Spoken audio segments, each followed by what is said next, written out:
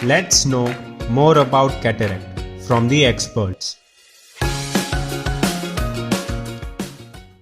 Hello, मैं doctor Saurabh Bhargava हूं और मैं बीकानेर स्थित भार्गव आई सेंटर का डायरेक्टर हूं एंड चीफ ऑपरेटिंग सर्जन। आज हम लोग डिस्कस कर रहे हैं मोतियाबिंद सर्जरी के बारे में, उसकी प्रक्रिया और उसकी रिकवरी के बारे में। मोतियाबिंद का मतलब कैटरैक्ट होता है और एक ये नॉर्मल एजिंग प्रोसेस होता है जो ऑलमोस्ट सभी इंडिविजुअल्स को इफेक्ट करता है। नॉर्मली मोतियाबिंद 60 से 65 साल की उम्र में अपने लक्षण प्रस्तुत कर देता है, जिसमें पेशेंट्स को अक्सर महसूस होता है कि उनको दिखने में दिक्कत आनी शुरू हो गई है, या उनको कोई भी लाइट की चीज देखते हैं तो उसमें ग्लेयर एंड हेलोज या कलर्स फेडेड नजर आते हैं। अब हम बात करते हैं जो कैटरैक्ट की ट्रीटमेंट है। तो देखिए, कैटरैक्ट का ट्रीटमेंट कोई दवाई या चश्मे से संभव नहीं है। आज की तारीख में जो भी ऑप्शंस हैं वो है कैटरैक्ट सर्जरी, और कैटरैक्ट सर्जरी की सबसे हाईएस्ट प्लेटफॉर्म जो है वो है microphaco surgery with micro incision lenses implantation. तो बेसिकली ये जो फेको सर्जरी है, माइक्रोफेको सर्जरी है, ये हम ड्रॉप्स के द्वारा करते हैं। यानी कि इसका मतलब ये है किसी प्रकार का इंजेक्शन, किसी प्रकार की चीरफाड़ या टांका या पट्टी ये नहीं लगती।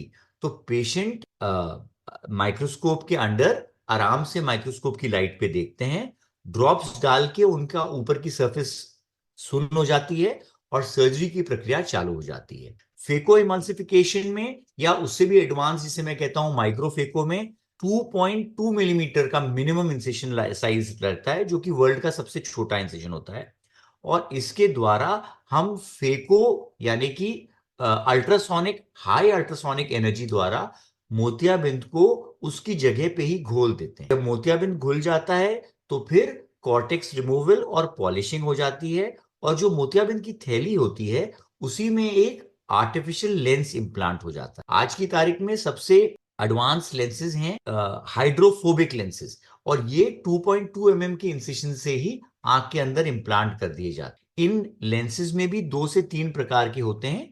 एक होते हैं मोनोफोकल लेंस, जो आपको सिर्फ दूर की दृष्टि देंगे, परंतु नजदीक में आपको चश्मा लगाना पड़ेगा। On the other hand there are lenses जो मल्टीफोकल या ट्राइफोकल होते हैं।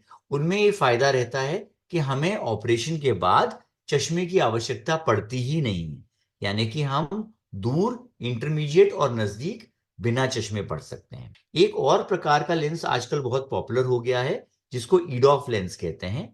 ये ईडॉफ लेंस में फायदा ये रहता है कि मल्टीफोकल में थोड़ा सा रात के टाइम घेरे और ग्लेयर और हेलोज महसूस होते हैं, वो इसमें नहीं होते, और इसमें रीडिंग का भी कंफर्ट अच्छा है। परंतु बहुत अप क्लोज के लिए 1 नंबर या 1.25 नंबर का चश्मा लग सकता है। ये हो गई फेको इमल्सिफिकेशन की प्रक्रिया। इससे जो पहले टेक्नोलॉजी थी उसको स्मॉल इंसिशन कैटरैक्ट सर्जरी कहते थे, और उससे पहले भी जो थी उसको ईसीसी कहते थे, यानी कि एक्स्ट्रा कैप्सुलर कैटरैक्ट एक्सट्रैक्शन। ये दोनों ही सर्जरीज जो पहले थी, इनमें चीरा, जैसे कि मैंने आपको बताया, इसमें माइक्रोफेको में 2.2 mm लगता है, उसमें 6 या 8 मिलीमीटर का चीरा लगता था। तो ऑब्वियसली अगर चीरा बड़ा रहेगा तो रिकवरी टाइम भी बढ़ जाएगा, पेशेंट को काले चश्मे की जरूरत पड़ेगी, पेशेंट को अपनी एक्टिविटीज रिस्ट्रिक्ट करनी पड़ेंगी, आंख में पानी नहीं लगाने की जो प्रक्रिया है, जो कि सामान्यतः आजकल सिर्फ 7 दिन रह गई है, वो महीना महीना रह सकती है। तो पेशेंट की रिकवरी थोड़ी सी डिले होती है और उसको विजुअल रिहैबिलिटेशन में ऑलमोस्ट 1 मंथ तक लग जाता है। जबकि आज की तारीख में माइक्रोफेको में पेशेंट का रिहैबिलिटेशन ऑलमोस्ट इंस्टेंटेनियस है। वो घर जाके सेम डे टेलीविजन देख सकता है और अपनी नॉर्मल एक्टिविटीज जैसे ड्राइविंग हो गया, कंप्यूटर हो गया, वो 3rd एंड 4th डे से चालू कर सकता है। ये पॉडकास्ट सुनने के लिए सबको मेरे तरफ से बहुत धन्यवाद, एंड जो ऑर्गेनाइजर्स हैं उनको भी a big thank you. So thank you so much, take care. Act early, prevent early. Driving change to defeat cataract.